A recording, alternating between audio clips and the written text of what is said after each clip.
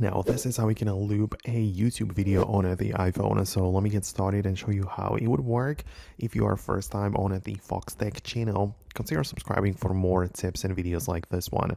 So at first, I would recommend you to open up the App Store and look up the YouTube app right here to make sure that if there is an update available, you install it and be on the latest feature with, the latest version with the latest features. But then you can open up the YouTube app, of course, and go to any video which you want to loop, right? So you can make it play full screen, whatever.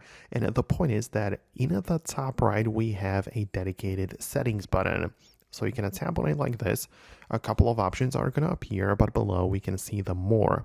So when you tap on more, this gives you yet another page of toggles. And the first one literally is the loop video. And if you enable it, it just means that when the video goes to the end, it will basically start playing from the beginning again.